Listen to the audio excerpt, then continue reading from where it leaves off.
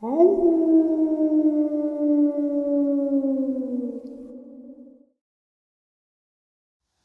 greetings and salutations, everyone, and welcome to, depending on wherever you may live or however you may look at your clock, this early morning or middle of the night bonus upload.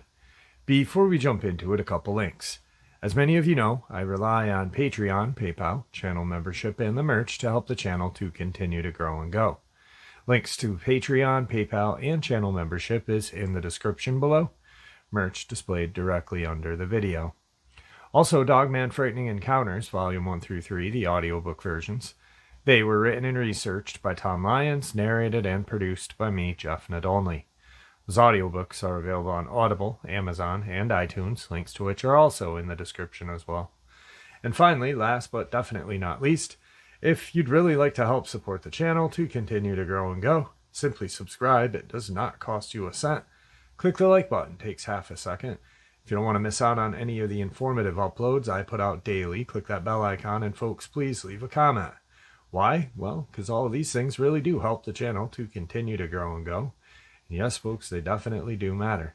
Now, everyone, I have taken far too much of your time. Let's jump in to this early morning or middle of the night bonus, shall we? Today's first encounter. My dad worked in the timber industry his whole life. His father was a logger, and he grew up in and around the woods. My dad started his own logging company when he was 18. He has owned and operated a shake and shingle mill from Oregon clear up to Thorn Bay, Alaska. He's an intelligent man and holds over a dozen patents for various pieces of equipment that he has designed and built over the years. He's employed dozens of people over the years, all of them spending extensive time in the wilderness. When I was a boy, I remember hearing bits and pieces of conversations among some of the men at the mill. Although nobody would tell me directly, I understood that something had gone on before I was born, and it involved one of the foremen, John. They weren't joking around, they were genuinely afraid, and would not talk about it with a kid. When I was young, my dad wouldn't tell me about it because I would often go out into the woods cutting blocks with him on the weekends. He did not want me to be afraid of the woods. While I was speaking with him last weekend, I told him a couple of strange events that happened to me later in the wilderness, and it reminded me of the hints at the story I had heard when I was a boy. After some prodding, he told me the following story. In the mid-60s, my dad owned a large roofing product mill in Aberdeen, Washington. He had teams of men that would cut the fallen old-growth cedar salvage left after the logging operation. He had permits to salvage a large amount of wood in the coastal areas of Gray Harbor County, primarily in the area around Copeless Beach. Several of the men on his cutting crew lived in and around Copeless Beach. His foreman, a man that I will call John for the story, was a bright, down-to-earth hard worker. My dad trusted him with thousands of dollars of vehicles and equipment, as well as the safety of his crew. He was not the kind of man to make up stories. Monday morning, sometime in July, John was several hours late to work. This was highly unusual, as he was always there early, getting the saws and trucks ready for the day. My dad said he was visibly shaken up, and when he asked him what was wrong, he asked my dad if he could go in the office so the others would not hear him. They went in and sat down, and John simply said, "Something destroyed our house this weekend." My dad thought he said someone broke into the house and asked if John knew who that someone was. John said, "You don't understand. This was not a person. It was, I don't know what it was, but it completely trashed the house. The family is going to stay with my brother in Alma for a while." My dad asked him to explain what had happened. John said that when he got home from work Friday evening, his youngest son, Tim, who was around 4 at the time, told him that he saw a big cow man walking at the edge of their field that afternoon.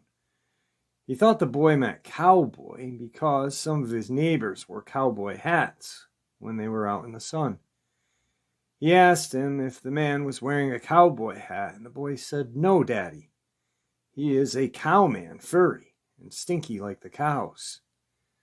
He asked his wife if she knew what he was talking about, and she said Tim was playing on the porch that afternoon when he came running in and said the cowman was stuck on the fence. He was very excited, so she went out to see what he was talking about. She said she opened the door. She was hit by a horrible smell like wet dog and garbage. Tim was pointing across the field opposite of their house. He got loose. She looked where he was gesturing and could see the top strand of the barbed wire bouncing up and down, as if somebody had just pulled on it really hard and let go.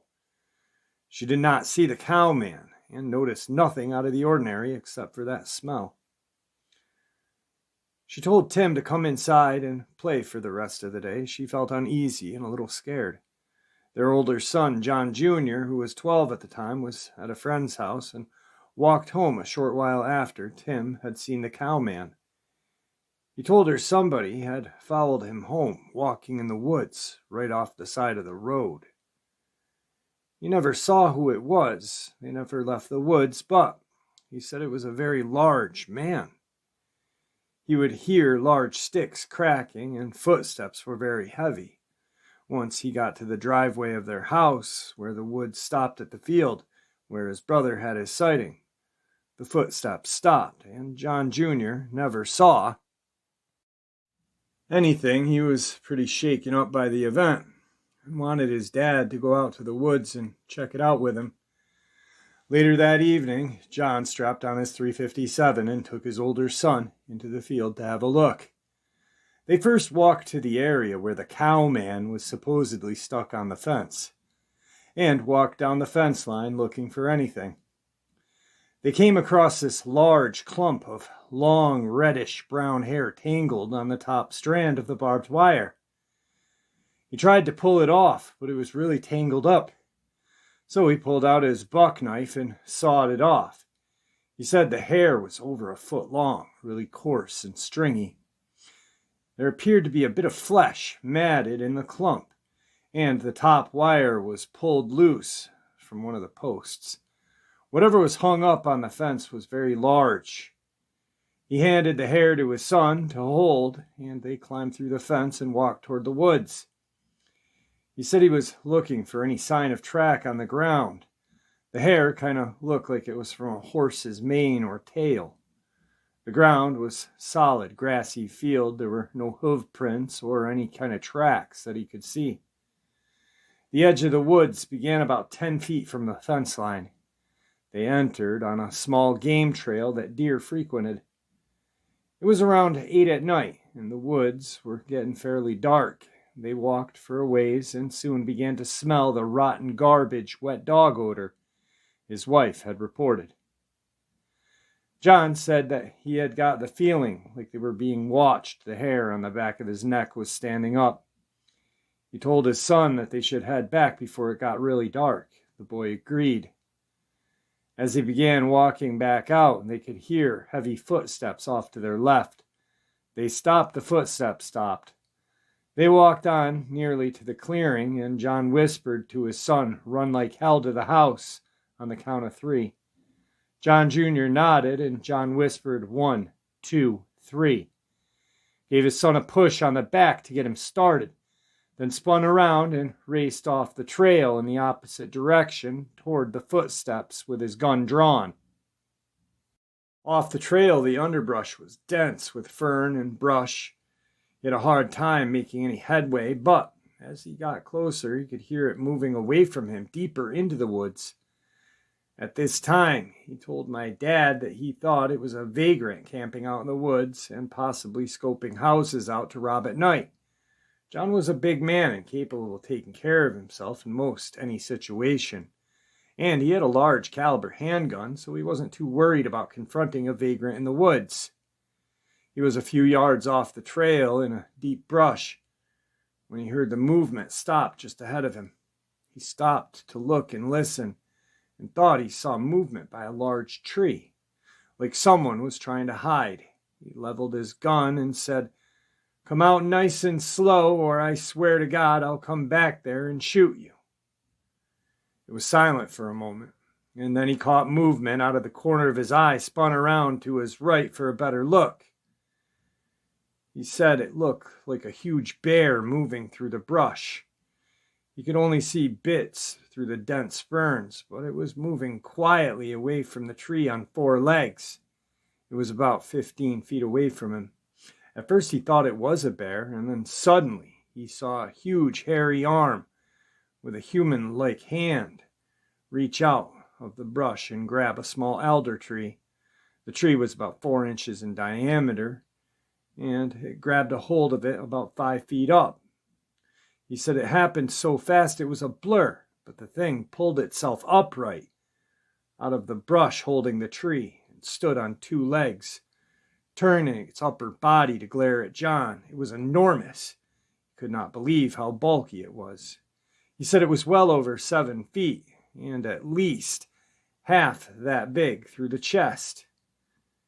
It was too dark to make out any features, but its eyes seemed to glow a deep red, and he could see its teeth, like it was curling its lips back. Stood for a brief moment, then lunged ahead, pushing back on the tree with tremendous force. The tree snapped loudly and crashed into the trees around it, getting hung up in the branches and not falling to the ground.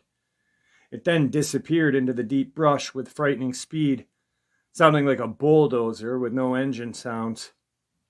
John stood there in shock, his gun temporarily forgotten. Then he realized it was heading toward his house, the way his son had just gone. He turned to run on the trail, hoping to gain ground on it. Cut it off before it reached the clearing. He hit the trail and ran as fast as he could toward the clearing, all the while hearing the creature thrash through the brush on his side. He burst into the clearing and looked frantically about for his son. John Jr. was standing just inside the fenced field, waiting for his dad. John screamed at him to run for the house. Then he saw the thing crash out of the woods about 50 feet to his left. It crossed the 10-foot clearing and stepped over the fence in 2 strides and was running through the field parallel to his son in a matter of seconds. John screamed at his son to run faster. He took aim at the creature. He did not fire because he was afraid to hit his son or the house. So he vaulted over the fence and ran in pursuit of them. He could see it angling toward his son and knew there was no way his body would make it to the gate before it cut him off. In desperation, he pointed the gun to the ground at his side and fired as he ran, hoping to scare it. It veered more sharply toward his son and put on an enormous burst of speed. He heard his boy scream as they seemed to collide. He saw the creature dip its shoulder down a little bit, and suddenly John Jr. was airborne. He flew about 10 feet, then hit the ground rolling. The creature never paused. It continued to run at an amazing speed in a loop back toward the woods. Once the line of fire was clear, John stopped and squeezed off the remaining 5 rounds at the retreating creature. He was pretty sure all shots went wild. The creature never made a sound or slowed down, and was soon over the fence and back into the woods. He reached his son, who was shaken up but not physically hurt. He asked his dad if that was a bear. Apparently, little John was so busy running for the house that he didn't see the creature running after him. He said something big and black suddenly ran into him. He felt a huge paw hit his bottom, and he said he went flying. John pulled his son to his feet, and they ran through the gate into the house and locking the door behind them. They were both out of breath and white as ghosts. His wife was screaming at him, demanding to know what gunshots were for and if they were all right. When he caught his breath, he told her to make sure the back door was locked. He was going to call the sheriff. He went to the phone and began to dial the number. This was before 911. Then stopped and wondered what exactly he was going to say. He hung up the phone, realizing what an idiot he would look like if he told the sheriff the boogeyman just chased him out of the woods. He told his wife that it was a large animal, possibly a bear. He didn't know how to begin to tell her. Their 4-year-old was right. His cowman was real, and it was more frightening than anything he could imagine. He told them to keep the doors locked and stay away from the windows. At around 10 o'clock that night, both boys were in bed, and John and his wife sat down to watch the news. They soon heard a moaning cry loudly, kind of like a siren on the volunteer fire department. It would stretch out for a long time and end in this whooping, growling, snarling sound. It was coming from the woods opposite of the house. His wife asked, "What the heck is that?" John answered truthfully, "That's Tim's cowman." He then described to her in full detail what happened, and she immediately wanted to call the sheriff. He persuaded her that they would sound crazy and that he'd handle it himself. She reluctantly agreed and told him that she didn't want either of the kids to go outside until the thing was gone. The howling went on until around midnight, when it finally got quiet. John wanted to stay up throughout the night and watch over the house, but he had a long day at work and the excitement earlier had worn him out. They went to bed around 1 in the morning and had no further problems that night. They slept in that morning. The boys were already up watching cartoons when they got out of bed. The first thing little John said was that he heard the bear rubbing against the house last night. He said he was too scared to get up and tell his parents, so he fell back to sleep after. Then Timmy said the cowman talks funny. This stopped John cold and asked his son, "When did you talk to the cowman?" Tim replied, "Last night in my room." John asked, "The cowman was in your room?" "No, Daddy. He's too big for my room. He talked to my window," Tim said, and turned back to the cartoons. "What did the cowman say, Tim?" John asked. "He talks funny. I don't know what he said. He talks like ooh, ah, ah, ooh," Tim said, and started to make strange monkey-like noises. "Did the cowman try to get into your window?" John asked, breaking out in a cold sweat. "He's too big for that. He made funny faces. He has Lincoln log teeth," Tim said with a smile. John later learned Tim meant that it had square teeth and looked the same size as the small blocks in the Lincoln log set. It apparently spent quite a while talking and making faces outside of the boy's window. Tim said it lie down and went to sleep outside, and he could hear it snoring. John walked to his younger son's room and cautiously peered out of the window. No sleeping cowman. John told the boys to get dressed. They were going to visit their uncle in Elma for the day. After his wife and kids left, he called one of the men from his crew and asked him to come over. "I'll call him Patrick. He was an ex-state patrolman, and my dad said he was kicked off the force because of his drinking. He was a good worker and never got drunk before dark, so John figured they would have most of the day to look for this thing. When Patrick arrived, John greeted him at the door. "You up for some hunting?" Seeing how it wasn't hunting season, Patrick told him he doesn't poach and doesn't even want to know about it if John does. John told him it wasn't deer he was after, and went on to explain the previous night events.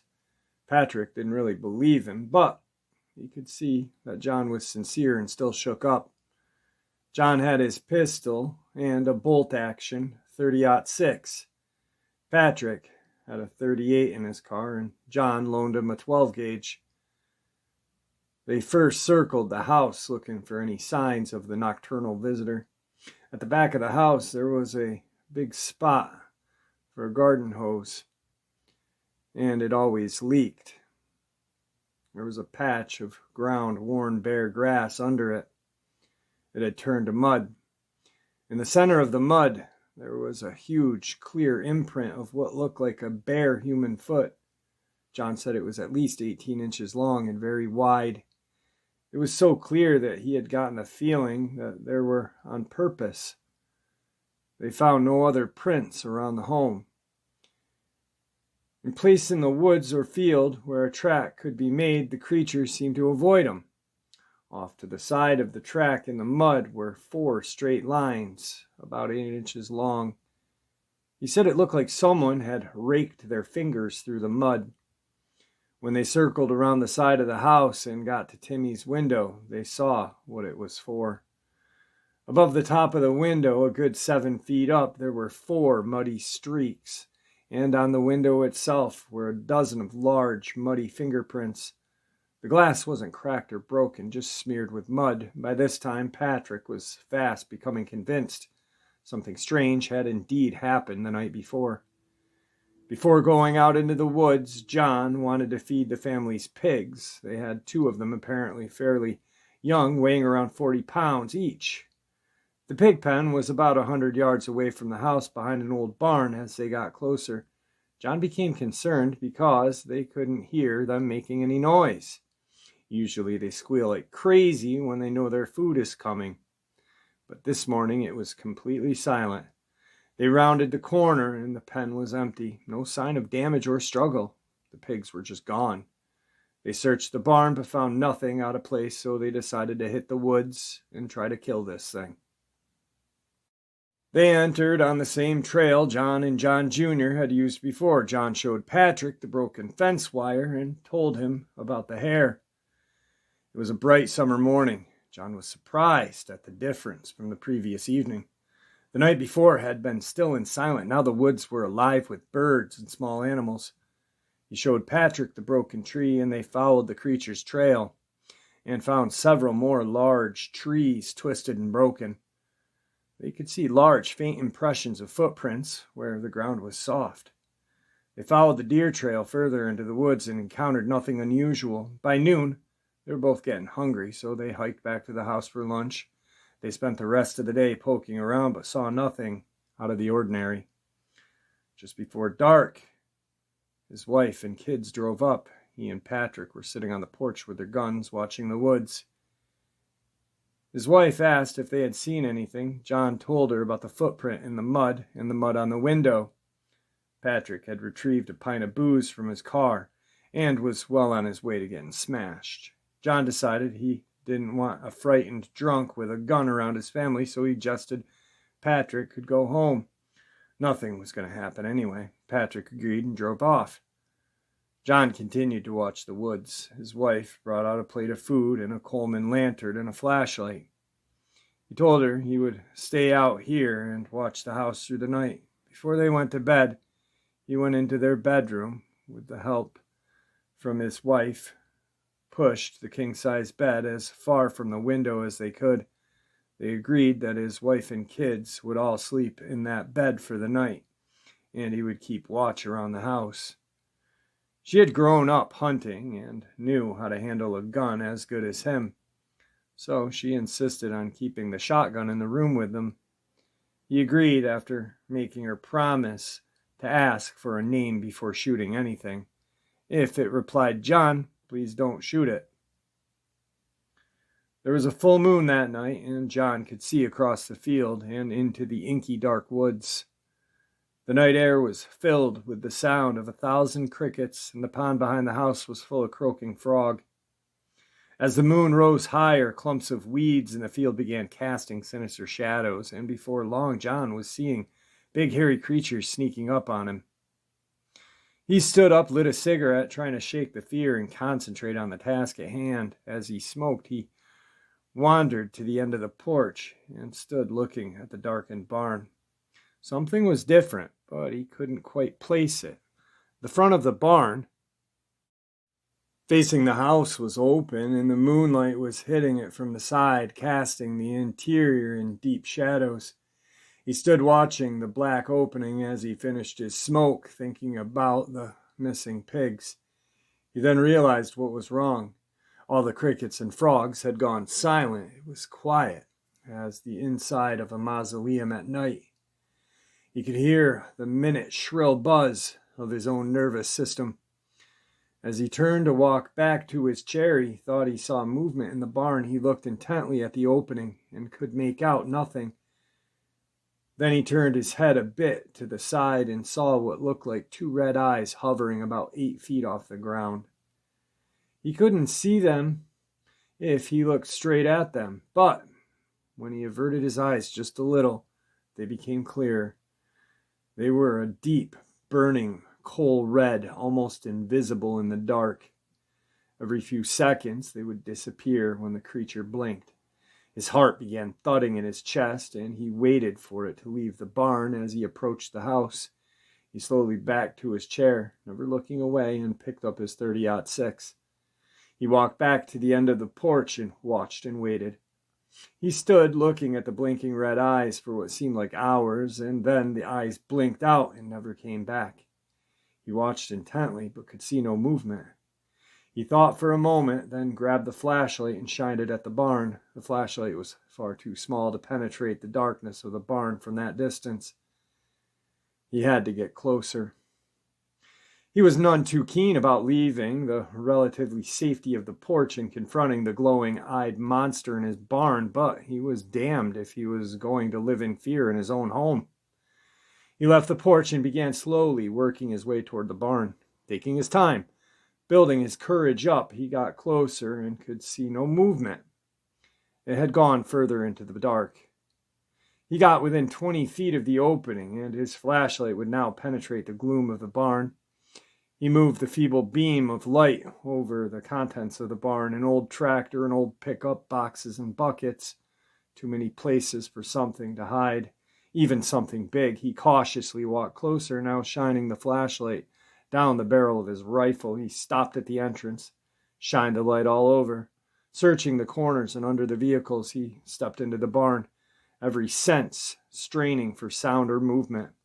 He walked around the pickup, tensing for a huge hairy arm to reach out and grab him at any second.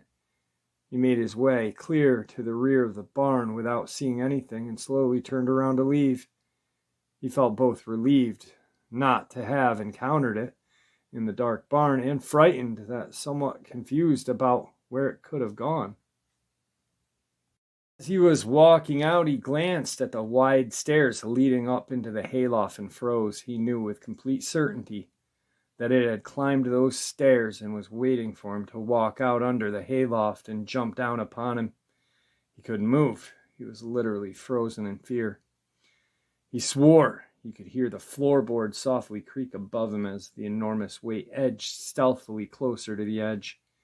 He stood with his heart pounding in his ears, unable to move or act. Suddenly, there was a booming explosion of a shotgun from the house, followed by his wife screaming. His paralysis broke, and he bolted out of the barn toward the house, completely forgetting what may have been in the hayloft. As he ran toward the home, he heard an inhuman roar coming from the woods behind his house. It sounded pissed off and in pain. It screamed again, and he heard branches breaking as it plowed through the forest, thankfully away from the house. He got to the house and almost knocked down the front door in his hurry to get inside. He ran down the hall to their room and found his family huddled together on the bed, sobbing. One of the windows was blown out, and his wife was still pointing the shotgun at it. When he burst into the room, she swung the gun in his direction and screamed, and he hit the floor. He waited for the blast, but it didn't come. He slowly stood up, and she put the gun down, and he went to the bed. He asked her what had happened, but she was too shook up to answer. Timmy started to cry. "Why did you shoot the cowman, Mommy? Why?" John Jr. had his face buried against her shoulder, crying. After they calmed down a bit, he told them to get up and follow him. He led them to the living room. They went out the front door and looked around carefully. He could see no sign of it. All was quiet again. He told them to come out and get in the car. They ran out in their PJs and piled in the car. He got in and drove them to his brother's home in Elma. On the way there, they had calmed down enough to tell him what had happened.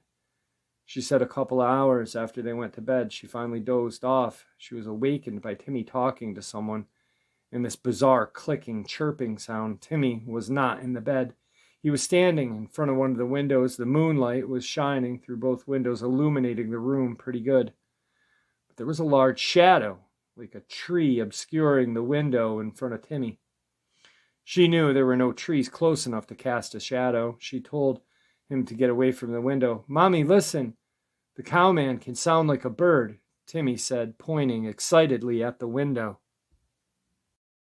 where the dark figure was standing. "Timmy, get away from the window," she said, trying to keep her voice quiet.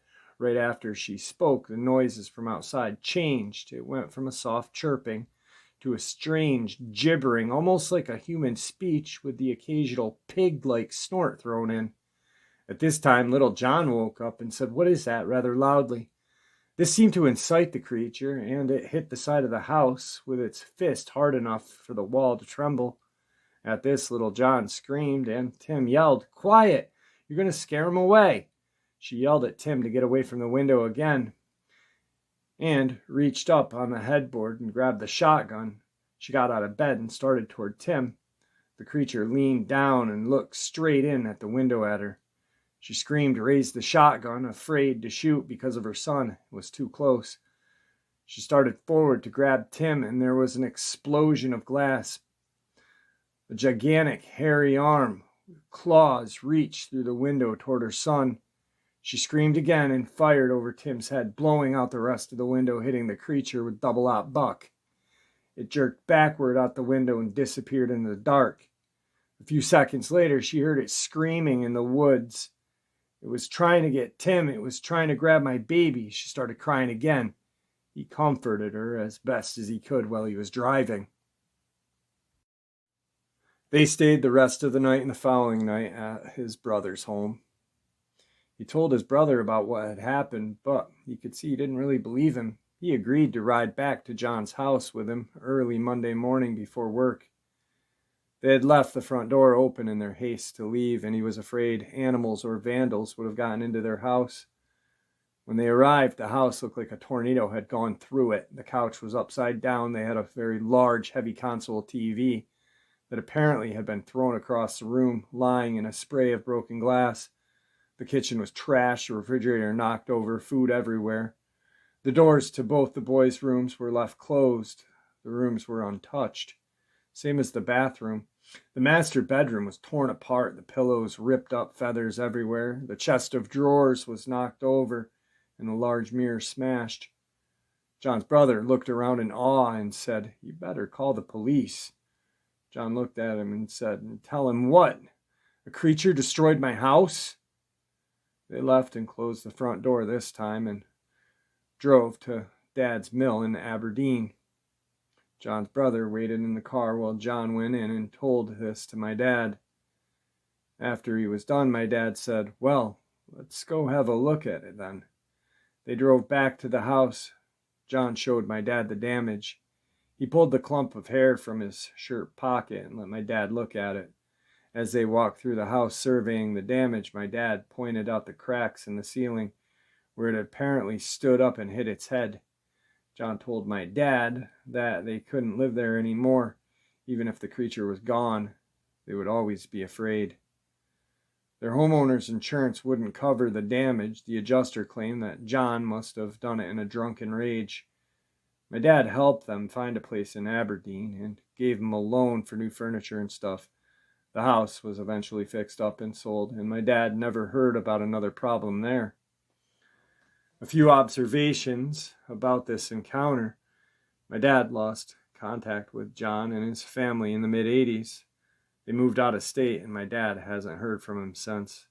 His brother died around the same time. Why they didn't call the cops? John had a lot of pride as well as common sense. He knew he couldn't logically explain what had happened to the authorities, and he didn't want a story to get out that would have him branded as a nutcase. I asked my dad if they saved the hair. He said John never mentioned it again, and my dad never asked him about it. I asked my dad if he saw the footprint and the muddy fingerprints. He said he did. He said it looked like a giant barefoot man had stepped very carefully in the center of the mud. He's not a tracker, but he said it was the clearest print of any kind he'd ever seen. I asked my dad if the neighbors had heard any of this. He said if they did, none of them ever mentioned it again. I also asked if he thought it was possible John had made it up, that he had trashed his house in a drunken rage and made up an elaborate cover story. My dad said John and his family were terrified of that place. They didn't even want to go back and get their clothes. If it was an elaborate story, what did he have to gain? To profit from the story in any way, you'd have to share it with people. My dad and other folks mentioned in the story are the only ones who ever heard it. Until now, of course. He also said that whatever trashed the house was no man. The TV had to weigh close to 200 pounds. It was obviously thrown across the room with great force. He said that even after 2 days, there was still a wild animal smell in that home. I asked him if he thought there may have been 2 creatures involved, considering the incident in the barn. He said he asked John the same question and was told that John felt there was only one, that it lured him into the barn, then snuck out the side door. The thing he thought he had heard in the hayloft was either his imagination or some common animal like a raccoon. For whatever reason, this creature seemed focused on the 4-year-old. Their son was the only one who never showed any fear. It seemed to think of it as its friend. And although sex of the creature was never determined, it was referred to as a male because of the predatory stalking type behavior. That and the conspicuous lack of breasts, or perhaps it was just not as well endowed. Anyway, its behavior almost seems indicative of a mother that lost her child and is looking for a replacement. I rather asked my dad if little Timmy was a particularly hairy child, perhaps suffering from a rare condition that causes uncontrollable hair growth all over his body. He said Timmy was a normal boy with normal brown hair on a normal head.